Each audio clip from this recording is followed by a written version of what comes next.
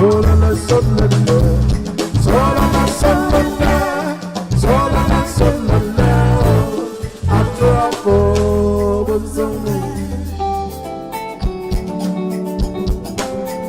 now?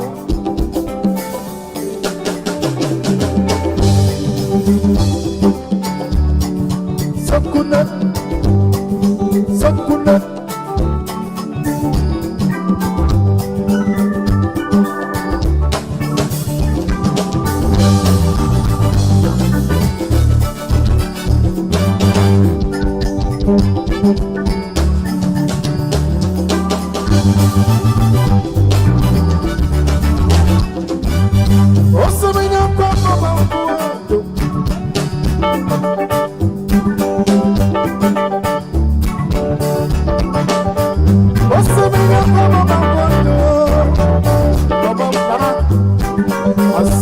Yeah.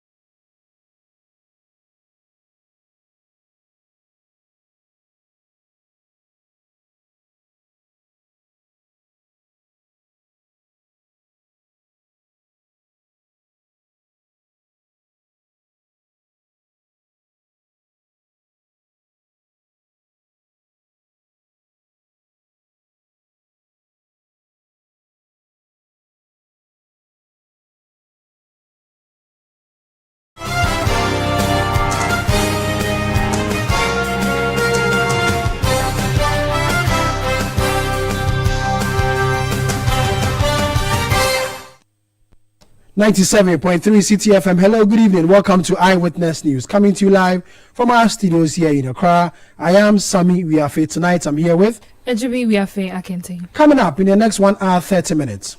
We have catalogued all the travels of the president that have officially been communicated to Parliament. Under what circumstance, what criteria, how are they traveling? How is he traveling? Minority in Ghana's parliament raises concern over President Mohammed's continuous use of his brother's private jet for his official trips. Tonight, we get some explanation from government. Also coming up on Eyewitness News. We demand the government must refund the application fees of 220 cedis per application form to all applicants who were disqualified. The demand for the Interior Ministry to refund 113 million cedis collected from applicants who failed in the security service recruitment exercise. And later, we have the idea that it was about $100 million that were used to procure the slashes and pruners. Cocoa farmers reject $100 million worth of equipment purchased under the previous administration because they did not meet the standards. Stay with 97.3 Citi FM for more on this and other stories on Eyewitness News. Coming up in business. Government orders nationwide crackdown on unlicensed courier services. Eyewitness News is live on our affiliates across the country, around the globe. We are on citinewsroom.com and talking about our affiliates. In the Western region, we're live on Adriampa 100.7 FM in Takwa, Beach 105.5 FM and Sky 93.5 FM, both in Takrade. In the Bono region, tune into Green 95.9 FM in Sunyane. In the Ashanti region, we're live on Adriampa 99.9 FM in Inkaria.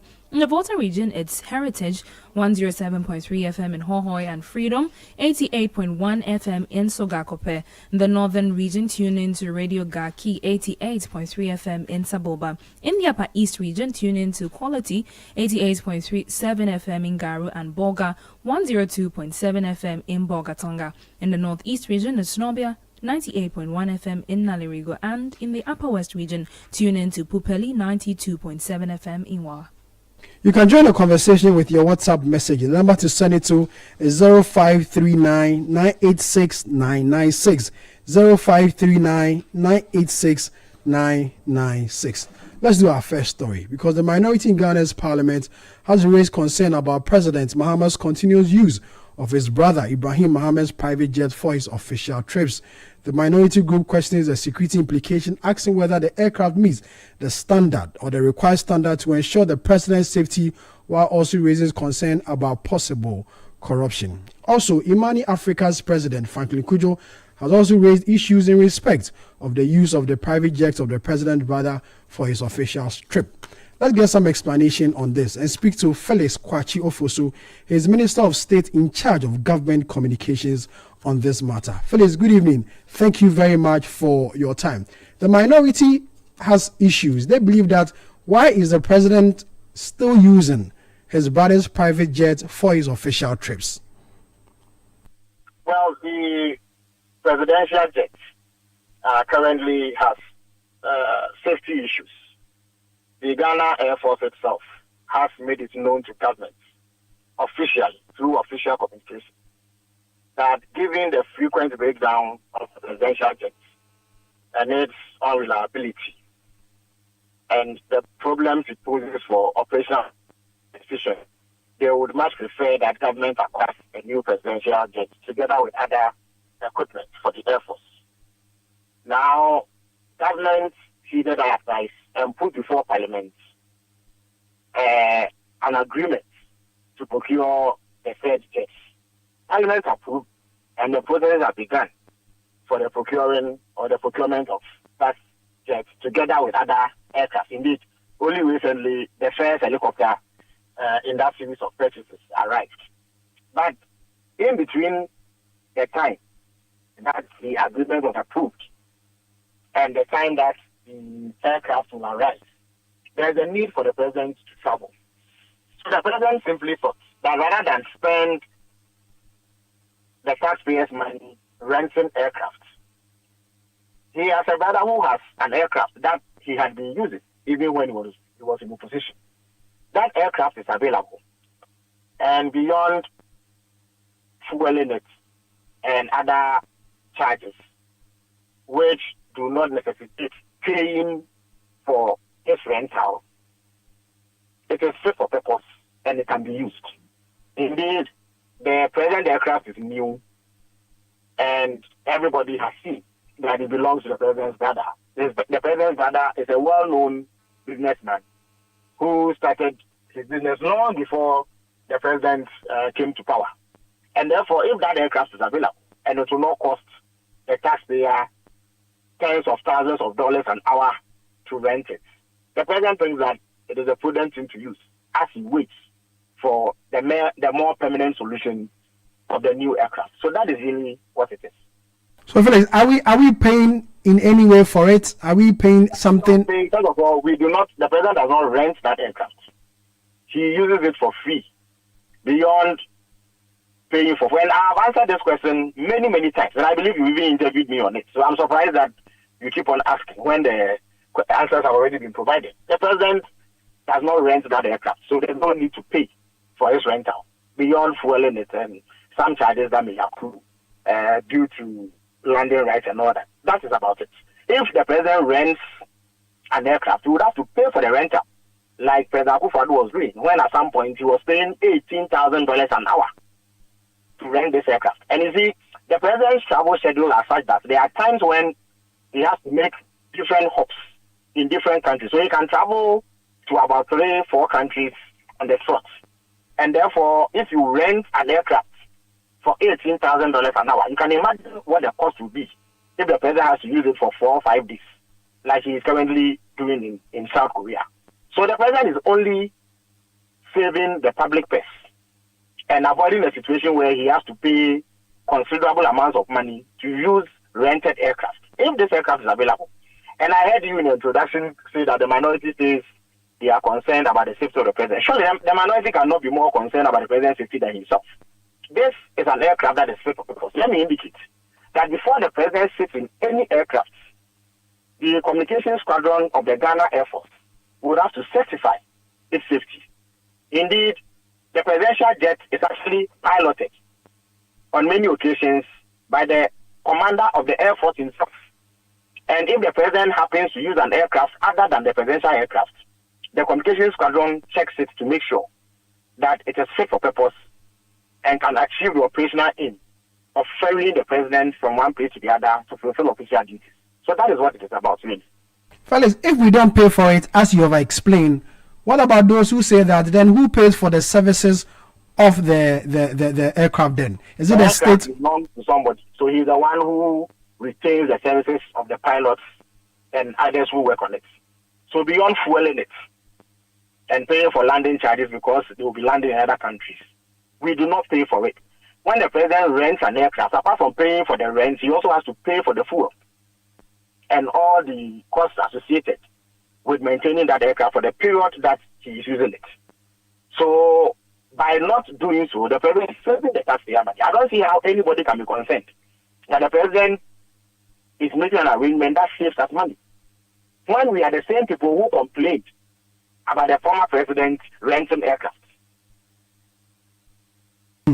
Felix, not too long ago, we saw the president use commercial flights in some of his trips abroad.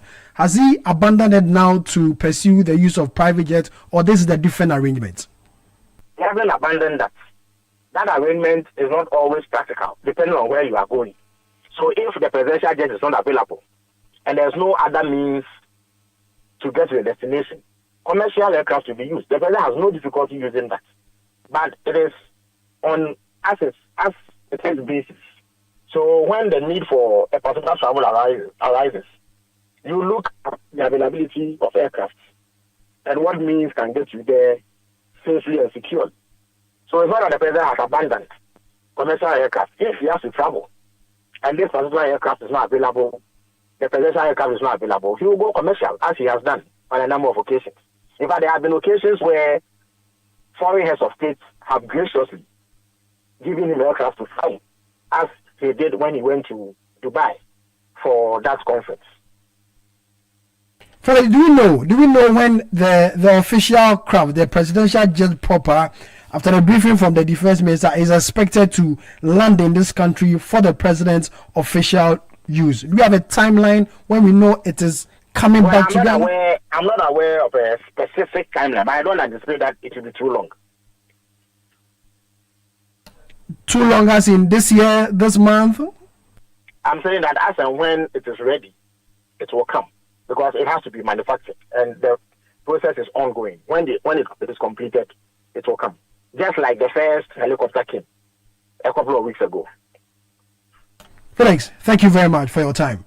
Felix Kwachi Ofosu is Minister of State in charge of government communications, speaking to us on a number of issues raised by the minority in Ghana's parliament and the civil society group president Imani Africa, talking about Franklin Kujo on the use of the president's brother's jet for his official travels across the country, across the world. If you're aware, the president is currently in South Korea, and there are videos and pictures of the president using his brother's jet that has caused the minority in Ghana's parliament to raise concerns about the use of the jet, and if indeed the president will continue to use it and other matters arising. This is Eyewitness News, coming to you live from our studios here in Accra. We'll go for a quick break. When we come back, we have more stories. Eyewitness News. Be there as it happens. Are you ready to revolutionize the future of agriculture? The Ministry of Trade, Agribusiness and Industry, in partnership with the Ghana Exim Bank, proudly presents the Ghana Agrotech Fair 2026. The fair will feature exhibitions, market linkages, masterclasses, and workshops on climate-smart farming, digital tools, and export development. Join us at the Black Star Square from March 17 to March 19 at 9 a.m. each day. The President of the Republic, His Excellency John Dramani Mahama will be assisted by the Minister for Trade, Agribusiness and Industry, the Honorable Elizabeth Ofuswejari, and the Chief Executive of the Ghana Exim Bank, Honorable Sylvester Adina Mensah, to open the fair. Government agencies, agrotech firms, startups, farmers, financial institutions, and the general public are all welcome. To exhibit or for inquiries, call 0559 67 9326 or 0242 585419. Media partners: Daily Graphic, Media Journal, Radio Gold, Citi FM, and Channel 1 TV. Ghana Agrotech Fair 2026, transforming agribusiness through local innovation and technology.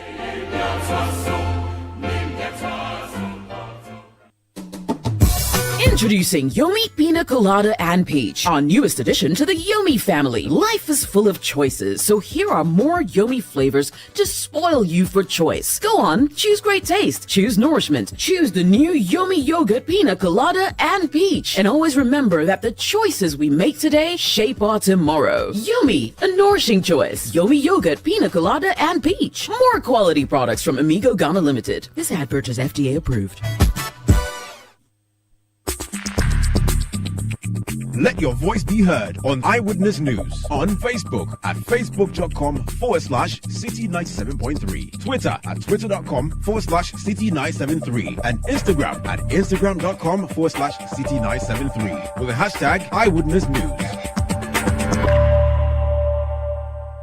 You're welcome back. You're still listening to Eyewitness News, coming to you live from our studios here in Accra. A few of your WhatsApp messages. Abi National says, this minority, what really is their problem? They will soon forget that they wasted the country's money not too long ago in renting jet for President Akufo-Addo. Tia Malik in Northeast region says, all those successful applicants who have been disqualified by the so-called aptitude test should have their monies refunded to them. This is not the best.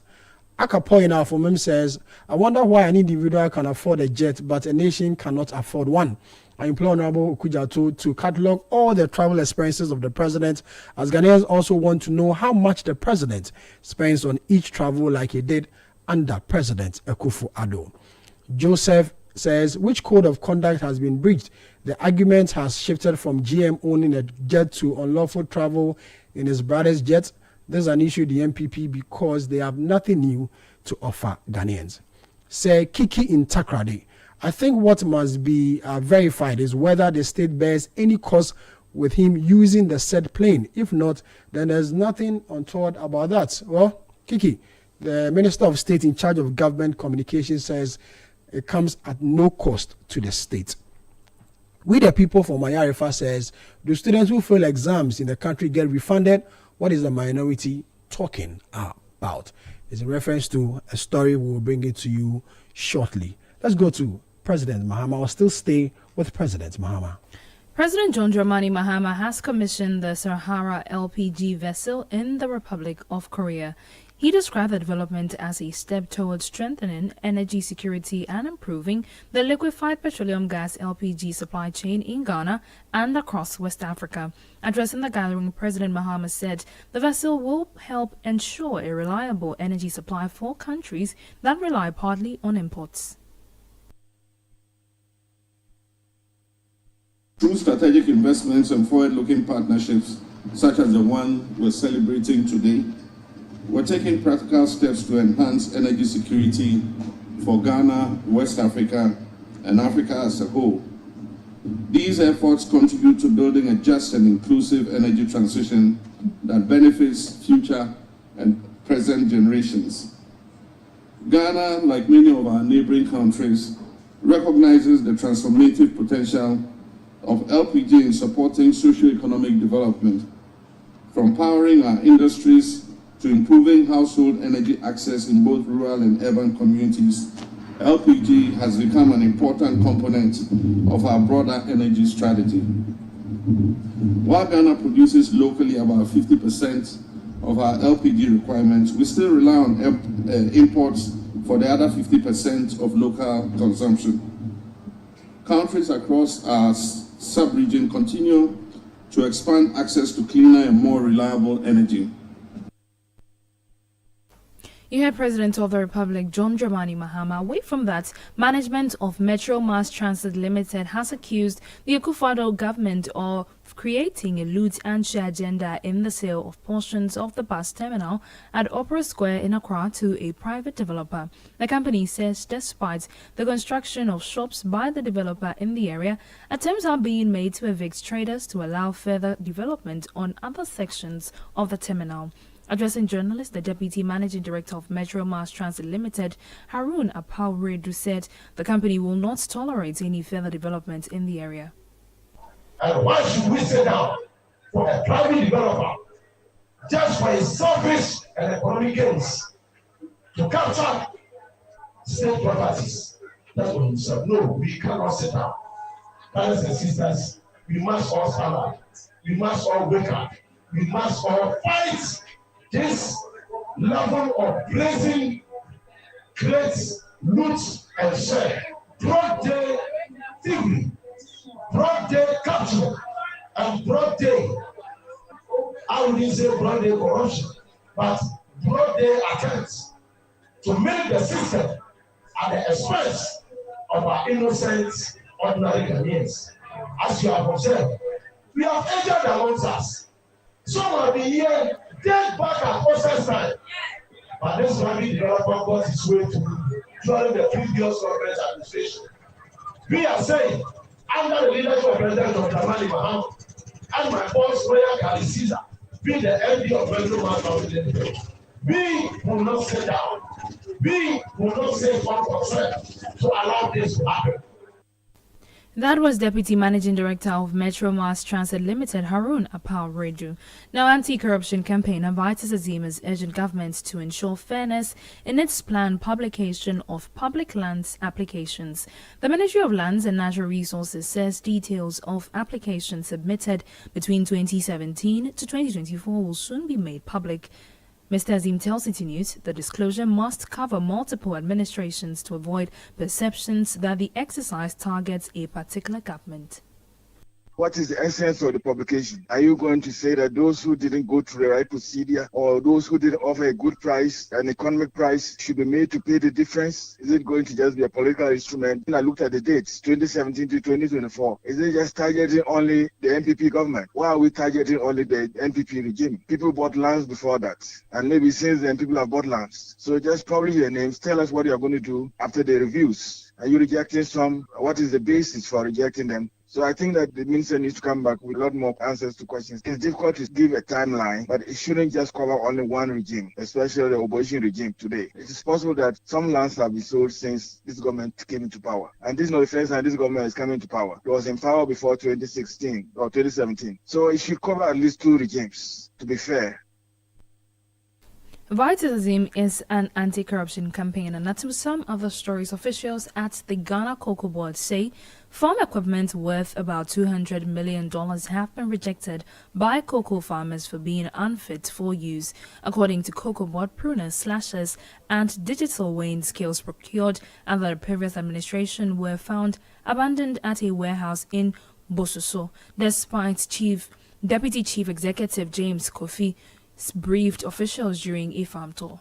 Let's get more on this particular issue and speak to Jerome Kweku Sam. He's head of public affairs at the Ghana Cocoa Board. Jerome, good evening again. Thank you very much for your time. What kind of equipment are we talking about here?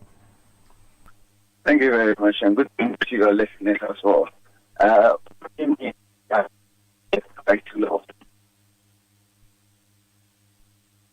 Hello, Jerome.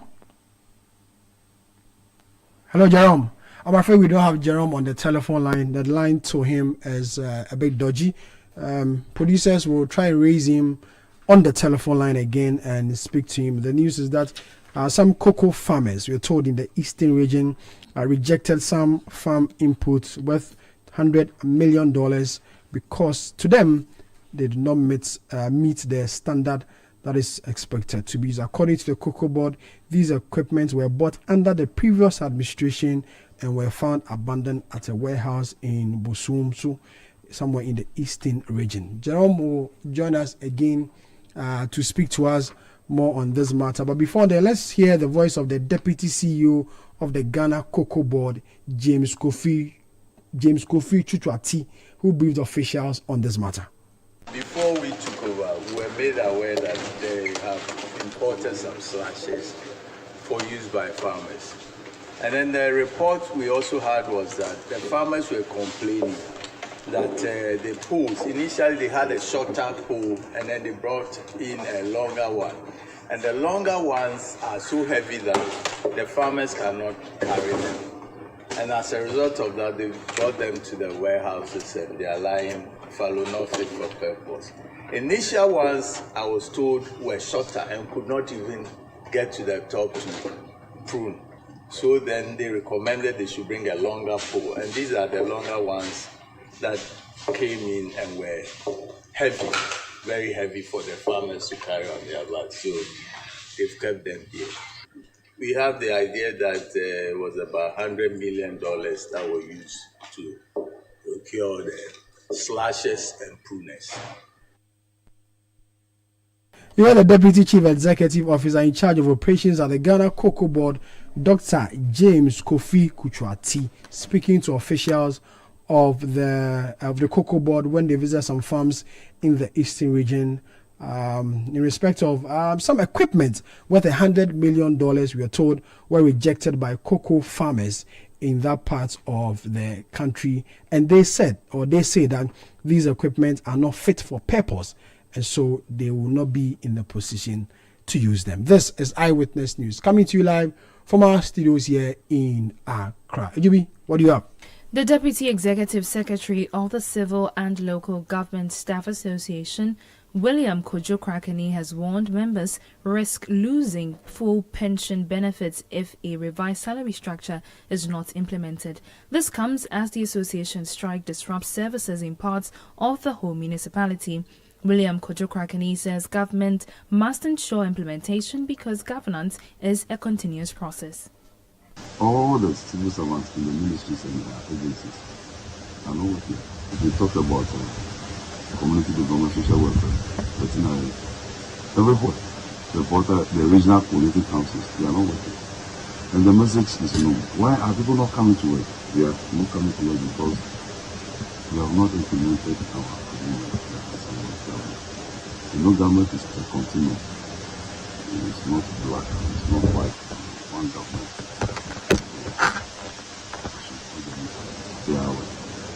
The message is that we will not go back to the country. We get what we want. And for a service that is supposed to be rendered by government, on behalf of government, by a certain institution, is not going to come. Talk to government, ask government why. When you ask, they'll tell you, the government will tell you that I'm paying them or I'm not paying them. You went to veterinary service, you want your dog or your cat to be given services. They say, no, we are off. You go to the assembly, you want to do something at the revenue or building department. They say we are off. You told me I wanted to do adoption as social welfare. They said no. Or something is happening at the prison. Social officers should go. Say no, there is something happening. William Kojo Krakeni is the Deputy Executive Secretary of CLOCSAG. Now, the Pre-Tertiary Teachers Association of Ghana, PRETAG, says some teachers recruited in September 2023 and 2024 are yet to be placed on the salary scale.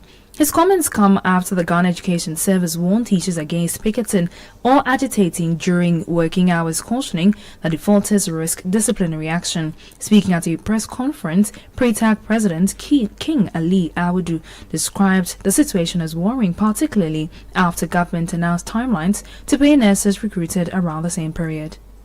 The next thing which is quite annoying is that nurses and teachers were recruited around the same time in 2023 and 2024. As we speak, all the nurses has been put on scale, and the current Minister for Finance issued this letter just this February, signed by himself, Dr. Castle Atuforsin, detailing to the Controller and Accountant General how the 11 months arrears of the nurses should be paid, and that 2 months should be paid in April this year, 2026. 3 months should be paid in May 2026. 3 months in June 2026, and another 3 months in July 2026. Why is it that, as for the teachers, nobody is giving them a clue as to how they are going to get their 10 months to 14 months arrears. Why do they continuously treat teachers like that? You heard King Ali Awudu, and he's the president of the Pre-Tertiary Teachers Association of Ghana. Let's go back to our earlier story with respect of the Cocoa Board, where officials at the Ghana Cocoa Board say farm equipment worth over $100 million have been rejected by farmers for being unfit for use. Jerome Kweku Sam joins us again. This time I hope there's going to be a better line to speak to. He's head of public affairs at the Ghana Cocoa Board. Jerome, good evening. Thank you very much for your time. What kind of equipment are we talking about here? So good evening. Specifically, you're talking about flashers and pruning machine as well as the automatic scaling machine. Yeah. And what are the purposes of this particular equipment? What are they supposed to do?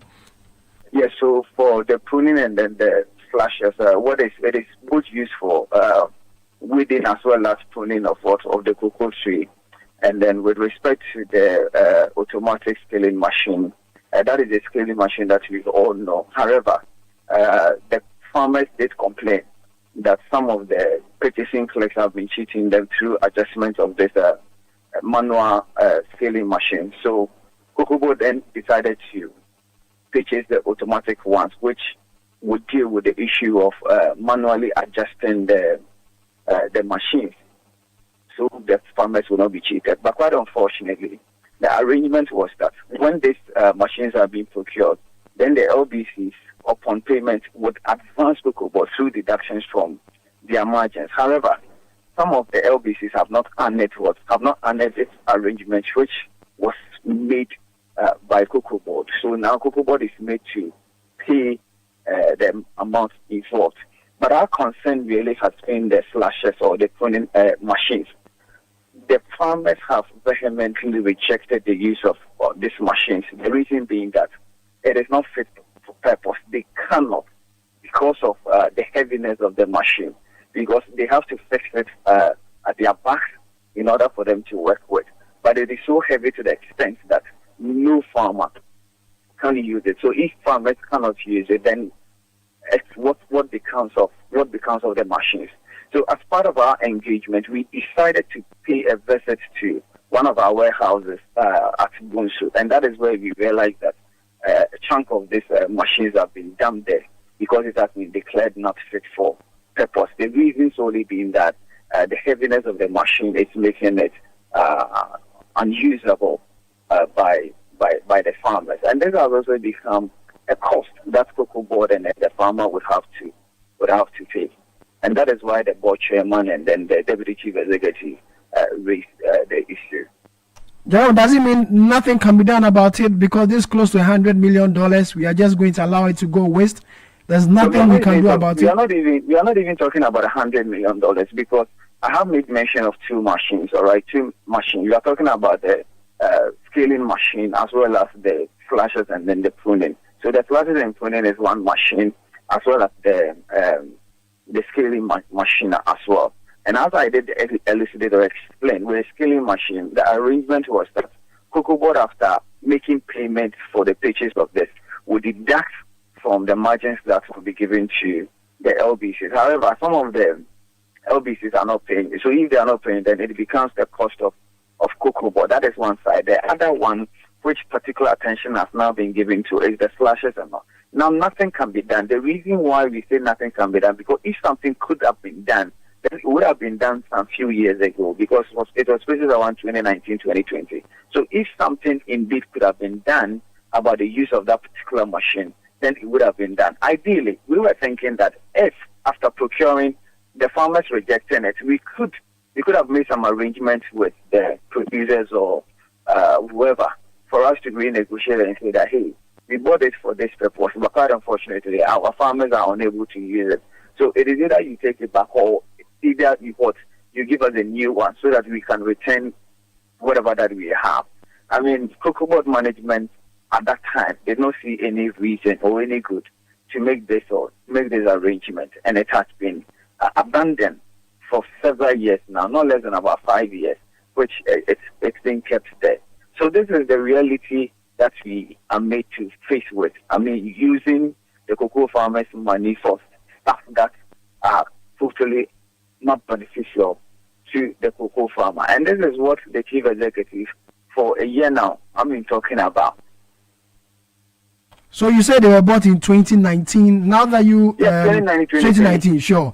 Have you had any explanation from previous administration or previous officials who were in charge during the purchase of this equipment, why they decided to go buy such an equipment when they knew very well, or they did not know which way ever, that it cannot be used for the intent that it was bought for? Have you sought any answers, any accountability in this respect? This clearly shows that no consultation whatsoever was made. Because if the farmer extensively was consulted, they would have given specification as to how the machine should be made, or the type of machine that they needed for their activity. So somebody sat at Cocoa House and decided that, hey, this is what the farmer needs, so let's go into procuring this particular machine, whether they like it or not. So the reason that can be assigned to this is what I have told you. However, I must admit that if indeed it was fit for purpose, then it would have been of much benefit both to cocoa board as well as the cocoa farmer. So if you go into the intent for the purchase of the machines, definitely you will find a brilliant reason for the procurement of that. But if some kind of consultation had gone in, they would have known the specific machine that the farmers needed to aid them, in their farming activity. But it clearly tells you that somebody decided to sit at cocoa board and then take that decision, which at the end of the day, not being beneficial to both cocoa board as well as the cocoa farmer. And we are being made to pay the government because the amounts have been expended, procurement have been made, and it's been years that were made. So how do you want to renegotiate? Send those equipment back. Jerome, before I let you go, we understand that you started, you've made another, payment in respect of the cocoa farmers. We understand you've paid close to 4.2 billion cedis to the LBCs for onward payments to the farmers. Could you explain more on this? Hello, Jerome. I'm afraid we don't have Jerome on the line again. I'm sure the network challenges wherever he is causing this problem. This is Eyewitness News coming to you live from our studio here in Accra. Move on and speak to some other people on other issues. But before that, a few of your WhatsApp messages before we go on break. Aziz in Wa says the minority is increasingly concerned about the impact of private jets used by President Mahama. Where was the minority when the leader of the country at that time was paying $17,000 per hour to fly? Randolph in Ashaman says, good evening, Citi News. It is my pleasure listening to you, and I'm happy that the minority people are talking about the safety of the President of the Republic. Let's do some other stories now, because the minority in Ghana's parliament are demanding that the Interior Ministry refunds an amount of 113 million cedis collected from applicants who failed in the Security Service recruitment exercise. Well, yesterday, the Interior Minister, Mohamed Muntaka, addressed the press and says that close to 400,000 Ghanaians applied for the various positions within the country's security service. 105 of them have qualified for medicals for only a slot of 5,000 people. The minority say they should be, or these people who failed in this recruitment should be refunded the monies they paid in purchasing the form. Let's speak to Reverend John Intim Fojo. He's a ranking member on the Defense and Interior Committee of Parliament. Reverend, good evening. Thank you very much for your time. A refund, is that a practice? Thank you for having me, Sami. As a matter of fact, this is most disheartening, is most unconscionable that a government who promised youth jobs will rather come after having failed to give them jobs, embark on the biggest recruitment scam, luring over 506,000 youth, in the words of according to reports of the minister, luring over 506,000 youth into paying 220 cities application form each for jobs that are only 5,000 available. This is the biggest scam that this country has ever witnessed. Now, having milked them over 113 million, you turn around to tell them that only 5,000 will have space. This is most unacceptable. All the unsuccessful applicants must receive refund as a matter of urgency. And here we are speaking not for only applicants from a particular political party, every Ghanaian youth who was misled. And I say so because at the outset of the recruitment exercise, they had a departure policy shift away from the status quo, which kept the age limit into security agencies at 25 for other ranks, junior recruits. They came and made a major policy shift, led with rallies led by Dafia McCall and Sam George. And the Minister for Interior also bought into this populist idea that the age limit be increased from 25 to 35. So once you increase the age limit by 10 more years, you are signaling to the unsuspecting youth that perhaps you have abandoned financial clearance. So all of them jumped on, they bought it. Then you introduce a very problematic AI-generated online internet-based aptitude tests away from the paper-based manual aptitude test. We have no problem with technology innovation. However, the plethora of challenges that bedeviled and saddled this rather problematic AI aptitude test is that many of the applicants who come from areas, have to reach areas, underserved areas, rural areas, with limited access to internet, were timed out. You started the test 2-3 minutes into it, network jams, you're timed out, you're disqualified. That is a story of hundreds of thousands. So if today you have disqualified unjustly over 400,000 youth, having collected over 100 million from them, it is most unconscionable. Refund it to them, and then after you have done the refund, the entire recruitment process ought to be probed. We must probe. There's further revelations that that need to come out, so that we review the entire process, and then we set in proper modalities for proper recruitment. And let me remind you, Sammy, and our very respected listeners, that the minister indicated that over 100,000 have been successful from the aptitude test to the next stage. If we don't put brakes and we don't review this, what's going to happen is that they are going to have to pay additional 1,600 for medicals, when you know that not all will even qualify. Having made the extra, having incurred the extra costs, you may have about half of them at most qualifying. About 50 to 60,000 may qualify medically. Now, out of that number, we are being told that we are going to recruit only 5,000, and the rest will have to be taken in batches. Now, given the pace of every 2 years taking 5,000, because this is their second year, and they are now taking 5,000. So if every 2 years you are taking 5,000, it's going to take you 20 years to be able to absorb the entire backlog. Most of whom you raise the bar and they're about 35 years old. They're going to be about 55. And that is why we call it a Ponzi scheme and a scam. So that you refund it. It is a willful attempt to milk these unemployed, unsuspecting youth of the meager resources they have. But Reverend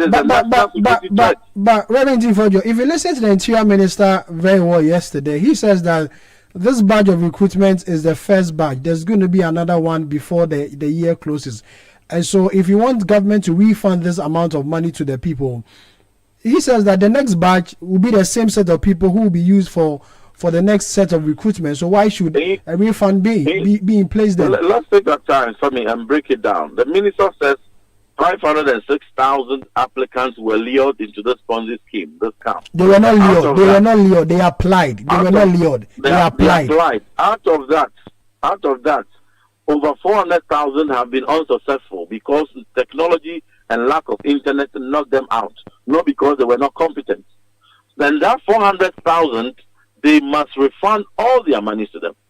Now, the over 100,000 that is still left, the challenge we're going to have is that they will pay further fees for medicals. And after paying further fees, assuming by past record, assuming that even 50%, half of them, pass their medical tests, you are talking about 50 to 60,000 who are going to be qualified for recruitment. Now, you are telling them you have space for only 5,000. Within 2 years, you have space for only 5,000. Assuming that another, maybe latter part of the year, you're going to have another 5,000.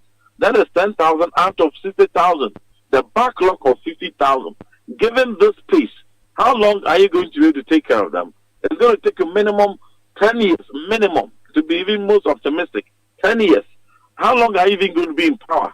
And how long must the people even wait for? Many of them are about 35. But even if you give them 10 years, they'll be about 45. So this is fundamentally problematic. It's not done anywhere. Again, the Ministry of Interior took it upon themselves to centralize this recruitment. It's never done anywhere. The Department of Homeland Security doesn't conduct recruitment into ICE and into the police service. There's no Ministry of Interior in any part of the world that conducts centralized recruitment. They leave it to the agencies, i.e., Ghana Police Service, Ghana Fire Service. They leave it to Immigration Service and Prison Service. If the minister had done that, fall out from this failure, he would have now had the opportunity to oversight and to correct the challenges. Now, IGP is quiet, Chief Fire Officer is quiet, Director General of Prison Service is quiet, Controller General of Immigration is quiet, and it is the minister who is now conducting press conferences and explaining himself, trying to justify this failed recruitment. Why? Because they were minimally involved. You took it all to the ministry.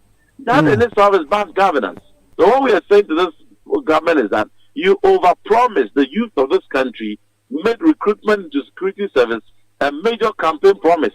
And they turn around, you increase without justification, you increase it against sound security advice. Some of us warned them. They did not listen. And then they increase the age limit from 25 to 35. Okay. So that is why I'm saying that this was a willful attempt to milk these unsuspecting, unemployed youth their money. They were only interested in Reverend, thank you. Thank you very much for your time. Reverend John Intim Fojo, he's a ranking member on the Defense and Interior Committee of Parliament and a member of Parliament for the Asin South constituency in the Central Region. This is Eyewitness News coming to you live from our studios here in Accra. The Deputy Ranking Member on the Foreign Affairs Committee of Parliament, Nana Asafo-Ejei, who is also the Member of Parliament for the Bosome constituency, wants to have a take on the decision of President John Dramani Mahama to use his brother's presidential jet. The explanation from Phyllis Kwachio Fosu, beginning of the show, says that Ghana is not paying anything, or we are not paying for the trip or anything at all. But then the minority again, and this is the deputy ranking on the Committee of Foreign Affairs, believe that that is not the case. He joins us on the telephone line to speak to us. Nana, thank you very much for your time. Felix has explained that this is not costing the country, any amount. And so what really is the worry? So thank you, my brother. Like I said, first and foremost, this whole flight issue by president or presidents, successive president, shouldn't have been an issue. But you see, it is important to think about the safety of your president when he travels. And the air flights are not like the normal road trips. So this is extremely important for you to safeguard the interest of your presidents. We had a time in this country where the likes of Felix Pachifosu and then Okudjetua Blakwa and the whole board and the gang of the NDC made the presidential flight and trip a subject matter, weaponized it, made it a case, even when the then spokesperson of the president, Eugene failed to respond and dispute or refute many of the assertions and speculations. Today he's talking about speculation. Many of the speculations they made about 18,000 per hour, all those figures they were churning out, refused them. They still didn't want to listen. That time, they were not wasting anybody's time. They were not wasting our ears. But today, when we are raising legitimate concerns, what are the legitimate concerns? The legitimate concerns are, one, you said that the presidential jet was in high esteem, was in pristine condition. But the jet, we are told by the Deputy Defense Minister that is still in France, undergoing, some repair works. You listen to the Deputy Defense Minister today. Then you did not want to listen to the Deputy Defense Minister when we even told you that the presidential jet had to force land because there was a problem. And that has happened to Akufo-Addo on several occasions. That one, you had no ears to listen. It was not important to you because the Akufo-Addo is not important to you. It's not your family member. You don't have anything to do with him. You criminalize him, you weaponize him. So he should use the flight that had engine problem, because Okucheto told him that if one engine has a problem, he can use the other engine. But when it is Mahama, he cannot. He take the advice. Even when we proposed to buy a presidential jet, because there was a problem with the presidential jet that Akufo-Addo was using, look at what happened in this country. The entire minority was saying that they would never accept that. The NDC as a political party wrote a letter to warn their minority side never to allow that presidential jet bill or the contract pass. But today you pass a bill, you pass a report to go and buy purchase presidential jet. You see the insensitive, you see the hypocrisy of the NDC. Now you say President Mahama is traveling with his brother's flight, which is at no cost to the nation. Have you ever heard anything such like a free lunch before? Have you ever heard that? Now, you tell your ministers not to take gifts. You tell your ministers not to receive anything in any form or shape or whatever from anybody. Yet you are taking gifts from your brother. So what is the basis for you telling your staff or your cabinet or your members or your appointees not to be receiving gifts? Because when a contractor today gives you gifts, tomorrow he takes it somewhere else. When Ibrahim Mahama, who is a businessman, gives his flight to his brother to travel, tomorrow you will receive a contract. He will be awarded a contract. He will get concessions. A whole black voter will be given to him. It is the price we are paying as a country. So if today you are telling me that it is for free, you are lying to yourself. It can never be for free. Because subsidiaries of the companies of the Ibrahim Mahama will get businesses, will get concessions, will get natural property and minerals of our country to be mining and making that money and paying the jet for their brother. How sure are you about all these contracts that you are saying? How sure are you? Are you So does it mean hold on? Nana, hold on. Does it mean he, the president, using his brother's jets means that he will be offered contracts? He'll be offered. How sure are you? So does it mean that when the minister takes a gift from you, you brought the code of conduct, and the rationale behind the code of conduct is that when people take gifts, they are influenced. The gifts influence their choices and their decisions. Now, this is the leader of the country. This is the president of the country. And him all appointees for. So if you are giving the president a free flight from Ghana to wherever he's going, you think he will not control, he will not influence somebody to do something for the Ghana somewhere else? Then he's failing and asking you. So it cannot be for free. If it's for free, then let the ministers take gifts from the contractors. Let the ministers take gifts from businessmen. Let them take gifts from their family. Let them take gifts from their brothers. It is what it is. And Felix sees nothing wrong with that. He thinks it comes at no cost to us. That is the hypocrisy. That is the insensitivity we are talking about. I have heard you. I have heard you say that you intend, in a minority, intend to someone. We have already done that. We have already done that. It is up to the clerk of table and the minority to process the minister to appear. We have done that. We have found the question. If your correspondent is here, you can have evidence of the question. We have found. I have made my research assistant and my team catalog all the trips. So we are asking them to come and tell us all the trips so that it will be on record. So if Felix tells me this, Felix tells me that, that's not what I'm listening to. That is his business. That is his job. He's paid for that.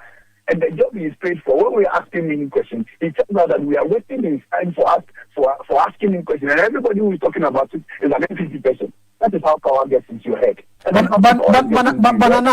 the president's recent trip to Korea, how are you expecting him to embark on that trip? You should have asked them how they were expecting the people to embark on the trip. He didn't ask them when the plane first land, when the engine of the plane is spoiled, when everything about the plane was risky for the president to travel with it. They were expecting the president to travel with it. So why didn't you ask them how the president should travel? I'm asking you. It's why the president went in for a private jet before he doesn't have a brother who has one. So the rationale. Akufo-Addo didn't have a brother who was a private jet. Akufo-Addo didn't have a brother who was a businessman, who would get government contract, who would get concession, who would take our minerals and buy plane. And because of that, he would fly in that plane. So he was forced to go and rent because our flight had problems. That was why he was criminalized in this country. Today, you see, because they knew they would be confronted with this problem, now they get the brother to buy the flight and use it. And that is simple.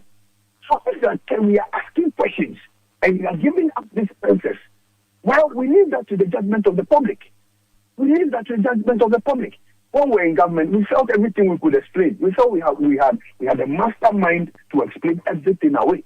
But the people are watching. Also, Akufo-Addo, because he didn't have a brother, he was a bad one. Because Akufo-Addo didn't have a brother to fly for free or to use the brother's flight, he went to rent and you criminalized it. You said, you did sort of things with it. Okay. Today you see where we are now. Nana, thank you. We are discussing troubles of the president because you started it. Thank you, Nana. We were discussing cocoa. Thank you very much. Cocoa and two for politics. We're talking about presidential jet, not cocoa. Thank you very much for your time. Nana Safoje is Deputy Ranking Member on the Foreign Affairs Committee of Parliament, also the Member of Parliament for the Bosomhill-Freho constituency in the Ashanti region. This is Eyewitness News coming to you live from our studios here in Accra.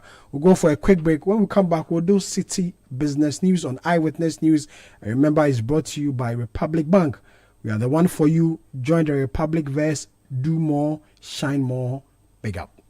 Eyewitness News. Be there as it happens. Mr. Kojo, 1 minute before you go to work. The AC you said you want to fix, it won't work. Why? Because the electrician will come and chisel my wall. It will make my building weak. Wait, is that a puppy? No animals in my house, Kojo knows all the challenges about renting. That was his reality until he discovered Republic Bank. With Republic Bank's flexible mortgage solutions, you can move from tenant to homeowner quickly. Imagine stepping into your own home, a place for your family to grow and create memories. Big up. Join the Republic Verse. Republic Bank, we're the one for you.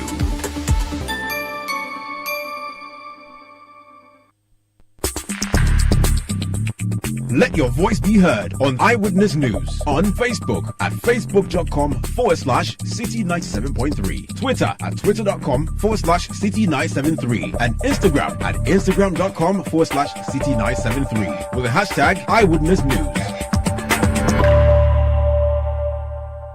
Get the details. Every significant financial transaction, every market movement, and all the policies that affect your business. Citi Business News. Be informed.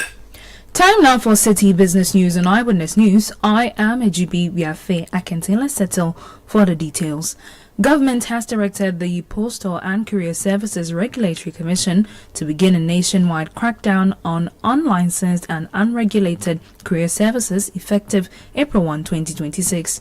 The directive follows the launch of the Integrated Courier and Logistics Management System Ghana, a digital platform designed to strengthen oversight of the courier and logistics sector while supporting the growth of Ghana's e-commerce ecosystem. Minister for Communications, Digital Technology and Innovation, Samuel Ati George, says that operators have a 19-day grace period to register and onboard onto the system before nationwide enforcement begins. The grace period runs from today, 12th of March, until 31st of March 2026. This gives you exactly 19 days, whether you are a company or a single biker, to register on the ICOM's GH platform. All existing courier companies have that same period to onboard and integrate their systems with ICOM's digital platform. If you fail to do that, it will attract regulatory sanction. Enforcement, in conjunction with Chief Supporting and his people at Ghana Police Service, will start effective 1st of April 2026. And so, Executive Secretary, from the 1st of April 2026, you have the full mandate of the ministry to work with law enforcement, Ghana Police Service, to begin a nationwide crackdown on all defaulters. And on this one, I make you a solemn pledge. You heard Communications, Digital Technology and Innovations Minister Samuel Ati George. Now, government says strengthening national data systems will enhance evidence-based policy and enable authorities to respond more swiftly to economic shocks. This follows the signing of a memorandum of understanding between the Ghana Statistical Service and 25 ministries, departments and agencies to improve coordination and the sharing of administrative data across the public sector. According to the Deputy Minister of Finance, Thomas Nyakwampim, stronger collaboration among public institutions will be critical to ensuring that national budgets and development policies are guided by reliable and timely statistics. When our data systems are strong, policy decisions become sharper. Policy and public resources are allocated more efficiently, and accountability to citizens becomes stronger. This is why the Ministry of Finance strongly supports to formalize data collaboration with MDAs through structured institutional frameworks. The MOU being signed today will help to improve administrative data sharing across government. It will help to strengthen coordination within the national statistical systems, enhance the quality and reliability of official statistics, and also support better monitoring of national development priorities. Around the world, countries that invest in strong statistical systems achieve better policy outcomes. Data is a strategic national asset. And in an era where governments must respond quickly to economic shocks, climate challenges, and evolving development priorities, reliable and credible data has become indispensable. That was the Deputy Minister of Finance, Thomas Nyako Ampen. Also at the signing, government statistician Dr. Hassan Idrisu said the agreement will help translate Ghana's legal framework for data governance into practical action while assuring the protection of government information. These institutions generate some of the most important administrative data in Ghana. By working together, we can transform these data sets into a powerful national asset for development. As the saying goes, data is gold. In the Ghana Statistical Service Act 2019, Act 1003, in fact, the law mandates the Ghana Statistical Service to coordinate the national statistical system, set standards for official statistics, and facilitate the sharing of administrative data across government while protecting confidentiality. The MOUs we are signing today translate that legal mandate into practical action. They create a clear framework for ministries, departments, and agencies to collaborate with the Ghana Statistical Service so that administrative data generated across government can be transformed into high-quality official statistics that guide national development. Government statistician Dr. Al-Hassan Idrisu. Now, the Bank of Africa says it will continue to deepen its corporate social responsibility initiatives to strengthen relationships with customers and communities while supporting the development of the country's banking sector. The bank reaffirmed this commitment with its annual donation to the National Chief Imam during the observance of Ramadan. The gesture, according to the bank, is part of its core values of supporting vulnerable groups in society. Head of Marketing and Corporate Communications at the Bank of Africa, Leila Painstill tells Citi Business News the initiative also signals the bank's strategy of strengthening partnerships and engagements with key stakeholders. As a bank, we are a business for continuity. So the interest or the development of the society, the youth especially, is key. And faith-based institutions are very critical in developing the future so that our business can thrive, the community can develop, and we can continue to be in business. Apart from this donation and visit to the Chief Imam, we have replicated this across all our branches across the country. So as I speak with you, there are donations being made in Kumasi, and this time not even to the Muslim community in particular.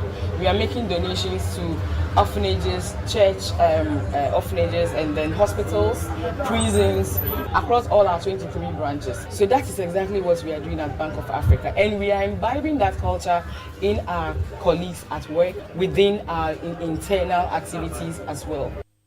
Leila Painstill is Head of Marketing and Corporate Communications at the Bank of Africa.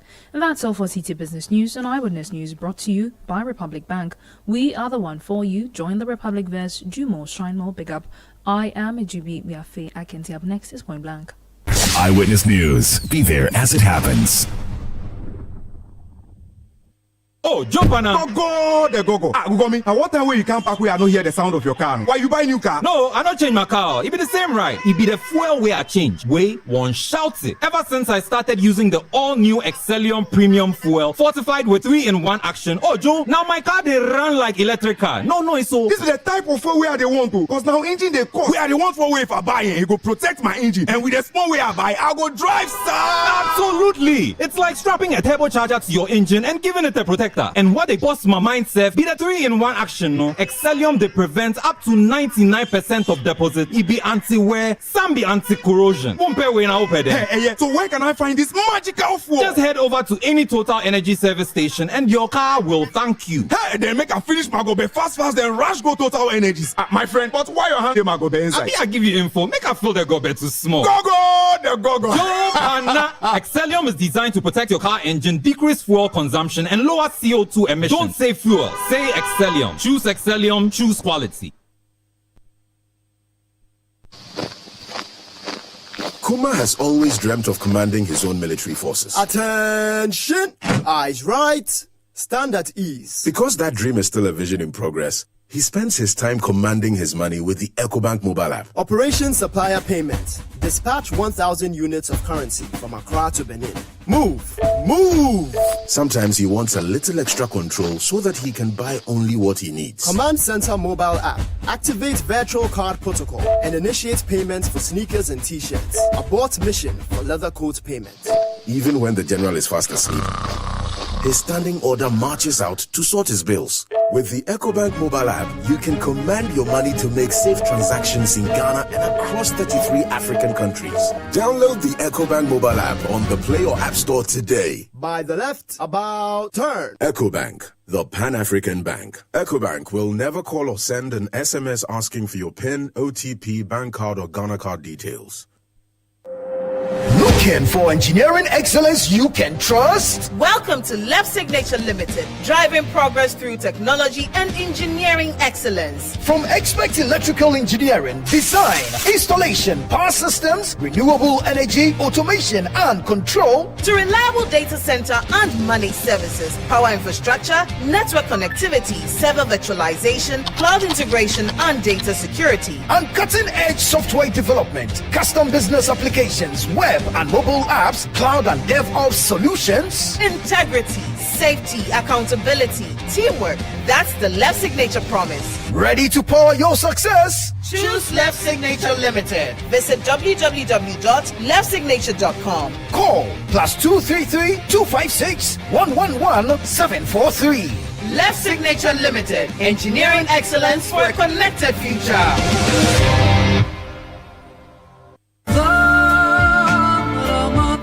Ramadan Kareem, a season of peace, blessings, and giving. Electroland Ghana Limited is bringing blessings into your home with special value deals on Samsung, TCL, Media, and NASCO. NASCO TVs from just $699, bottom fridge freezer from $1999, chest freezer from $1999, Samsung 6kg twin tab washing machine for 2,999 Ghana cedis, Samsung microwaves from 1,799 Ghana cedis, TCL 43 inches for 2,999 Ghana cedis, TCL water dispenser for 1,599 Ghana cedis, TCL front load inverter for 5,999 Ghana cedis, Media air cooler for 1,499 Ghana cedis, air fryer, juicer, stand mixer, and blender at all special Ramadan prices. Visit EGL showrooms and authorized dealers nationwide. Call us on 0503-159739 and on our website at www.electrolandgh.com. Electroland Ghana, bringing Ramadan value home.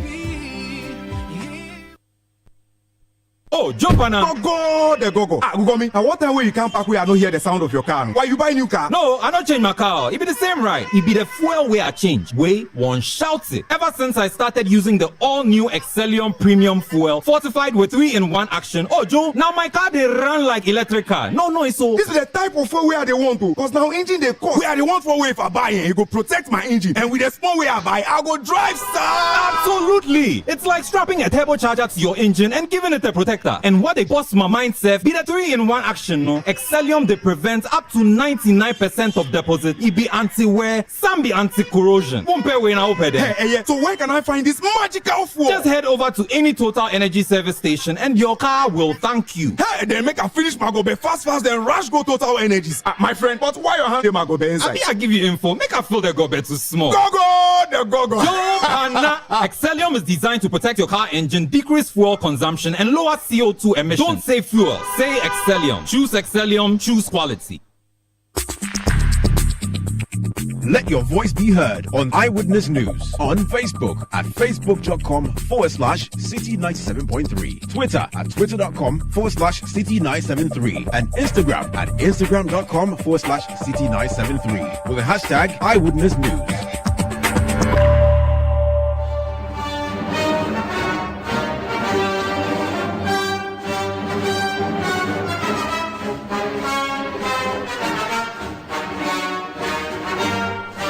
Welcome back. You're still listening to Eyewitness News, coming to you live from our studios here in Accra. And this is Point Blank. Tonight on Point Blank, we go to the headquarters of the New Patriotic Party, the NPP. The party's General Secretary, Justin Frimpong Kodia, today addressed the press conference on the party's internal reorganization process. The party has opened an online portal where members who want to join the NPP will fill a form online and be a part of the Elephant family. The party on the 1st of March began the process of registering new members who have the desire of joining the New Patriotic Party. An online portal has been launched by the party where it's also another avenue for party members to also register. Let's go to the headquarters and hear the General Secretary of the party, Justin Frimpong Kodia, address a press conference today. The National Council, which is the second highest decision-making body of our party, directed me after the meeting on the 17th of February 2026, whereby the National Council approved the timelines and guidelines for party internal activities for 2026 to meet with the media and make it known to the general public and more so our party members, the rank and file of our party. Indeed, key among the press conference that I held after the National Council's meeting was the registration of party members, which is very essential to our party reorganization. If you will recall, at the press conference which was held in this room, I indicated to you that in the month of March, starting from the 1st of March to 31st of March, the party will be embarked on a vigorous membership drive. The membership drive, indeed, or what we refer to as registration, started on the 1st of March.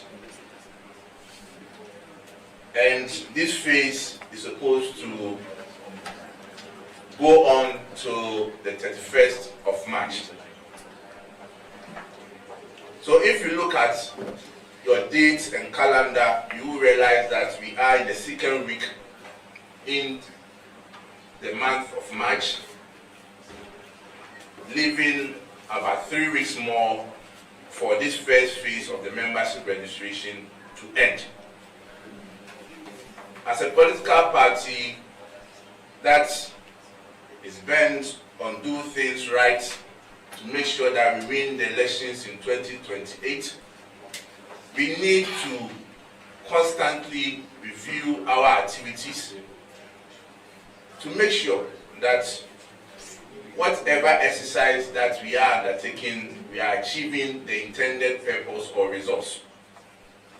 So after the first week of the membership registration, the National Secretariat met, took feedbacks from the length and breadth of the country, from the media, from our party supporters, our members of parliament, to analyze what really transpired in the first week of the registration. I will, at this point, run you through some of the matters that came to our attention, and afterwards inform you of the steps that has been taken to address some of the concerns and challenges that confronted the registration of members in the first week of registration. On the first week of registration, the following challenges were encountered. Some constituencies and regions did not receive their registers on time. Some constituencies published the meeting times and venues for polling station meetings, whilst others did not. Some constituency executives, electoral area coordinators, polling station executives deliberately hijacked the polling station register that was given to them, thereby denying people from registering. Also, some constituencies did not follow the clear guidelines that were given to them. Some members of our party and some officers also did not understand the nature of the exercise that we are undertaking. Some members of our party also, without recourse to the grievances procedure of the party, went out to organize press conferences.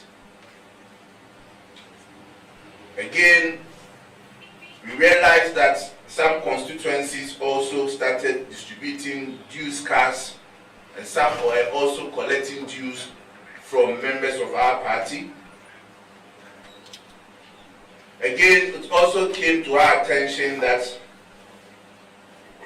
many Ghanaians wanted to register, but some, because of their geographical location and work schedules, did not have the opportunity to visit the various polling stations and may not also have the opportunity, even in this month, to visit the various polling stations to do the registration.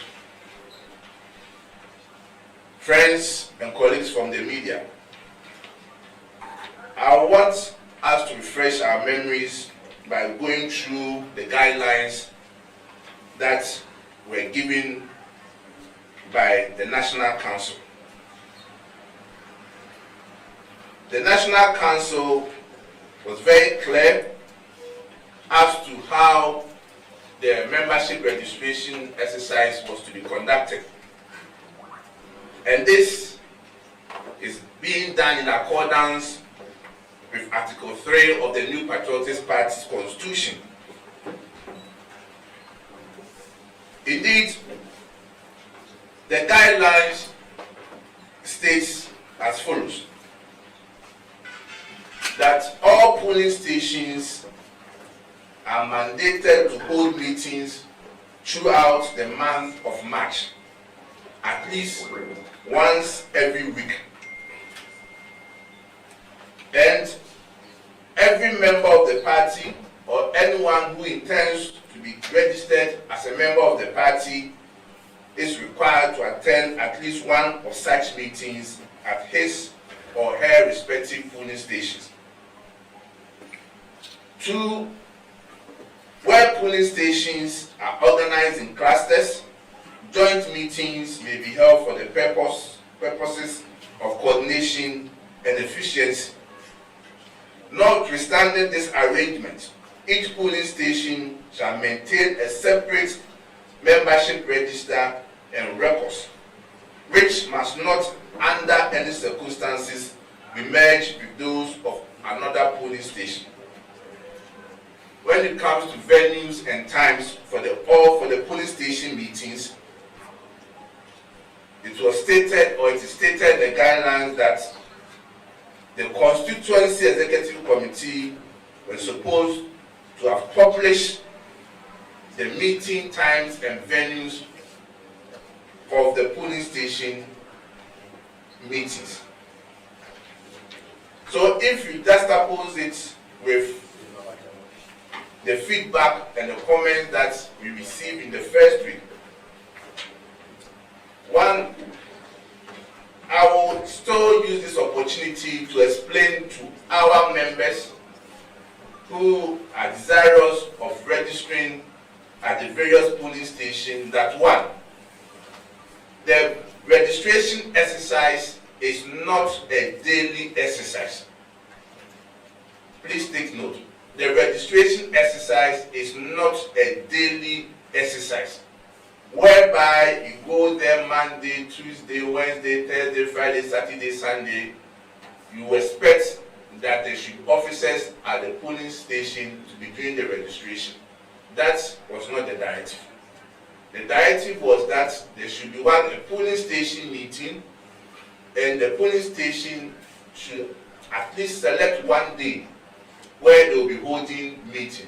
So many of our people were complaining that they've gone to polling stations and there are no polling station officers and there are no registration ongoing. The simple answer is that it is not a daily registration, but at least the polling station are supposed to select one day to hold the polling station meeting whereby we will register our members. 2, constituencies and regions that, as at the first week, did not receive their register, I can confidently tell you that the National Party has dispatched or supplied the polling station register to all regions and constituencies. So therefore, there cannot be any excuse that a region or a constituency has not or is not embarked on the registration because the region has not received the register. That will be a total falsehood. So therefore, every constituency and region should by this time receive its register for the polling station meetings. Again, on the issue of dues cards, the National Treasurer sent the dues cards to the various regions for onward distribution to the various constituencies. The essence of the dues cards simply is to record the payment, the dues payment of members who have made made payment through our digital platform. the party is not doing manual collection of dues. The party is not doing manual collection of dues. But for some people, after making payment on the digital platform, they will want evidence to show that indeed they have paid their dues. That is why the dues cards were given to the constituencies. Constituency treasurers, secretaries, and even chairmen are supposed to have access to our digital platform, whereby if a person wants to get his or her card, the person, when given the card, they can go through the system and confirm that indeed these are the number of months that the person has paid his or her dues, to authenticate it, confirm and sign and give the dues card to the respective member. So constituency party executives should take note that they don't have the right to take any dues money or take any money for our party members. However, the dues card is only to supplement the payment that have been done on the digital platform.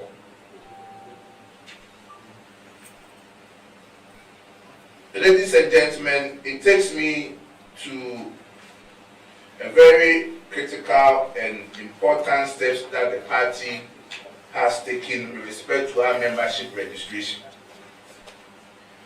In order to answer some questions and issues that were raised across the length and breadth of our country with people accusing constituency officers, electoral area coordinators, and polling station executives for deliberately hijacking the polling station register, and also to answer the questions by those who want to be registered but are unable to visit our polling stations to do their registration. The National Secretariat has come out with an online registration portal. The online registration portal, the processes and how it works will be demonstrated to us by the Director of IT and his team when I'm done with the presentation. The essence of this online registration portal is to have a flexible, very conducive and easy access for members who want to register and get their party card and at the same time pay their dues. The platform is in different categories: those who are registered voters, those who are not registered voters, and also those who live outside the shores of this country. And the IT team, as I indicated, will walk us through the processes of the online registration. After successfully completing the online registration and paying your dues, you will be given what we refer to as a temporary digital membership card after the registration exercise. I use the word temporary digital membership registration card because there are some steps that you also have to undertake before you can get the permanent membership card.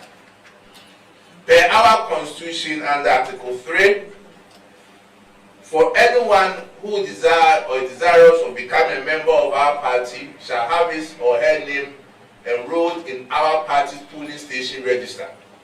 So therefore, after doing the registration online, at one point in time, you have to complete it by physically visiting your polling station before you can be given a permanent membership card.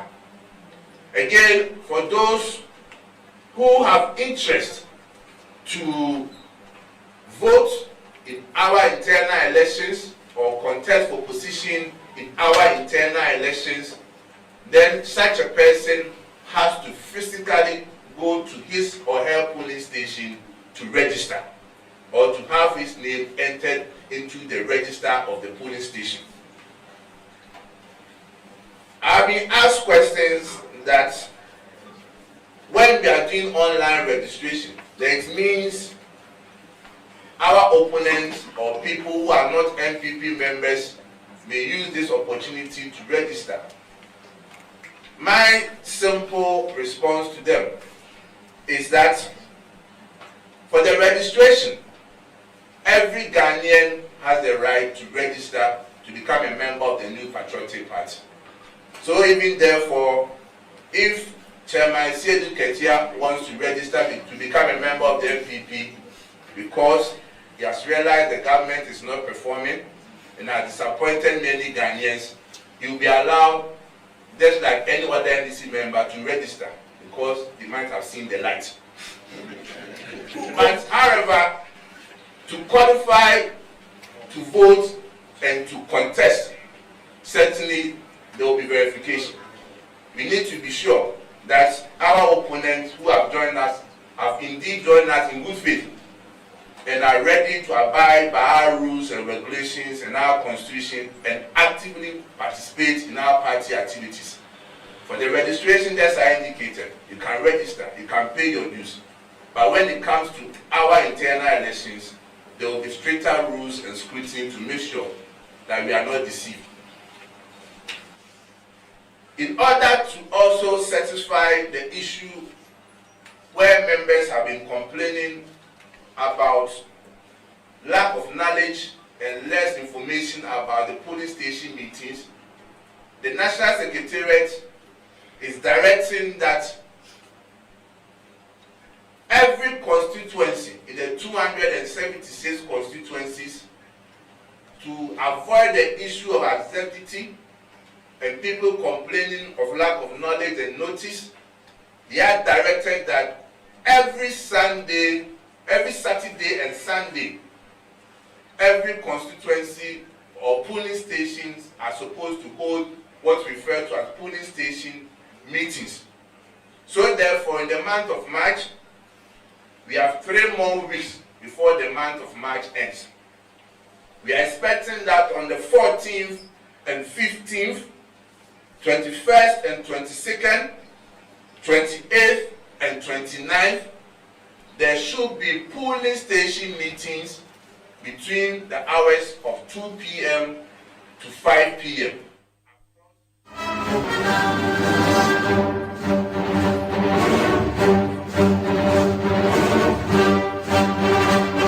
The General Secretary of the biggest opposition political party in Ghana, the NPP, Justin Frimpong Kodia, addressing the press conference earlier today on the NPP's reorganization process. The membership drive the party is currently embarking upon, and the announcement of a new portal where people can go fill in a form and become a member of the NPP. And that's how we draw the curtains down on today's edition of Eyewitness News. That came to you live from our studios here in Accra. My name is Sami Wiafi. Earlier you heard Ejibi Wiafi Akinting. Show produced by Kwabena Wilson, Beverly London, Fred Tete Jabano, and Juliana Odame. Technical assistant Emmanuel Latte. So we'll come your way again tomorrow. May the good Lord be with us all.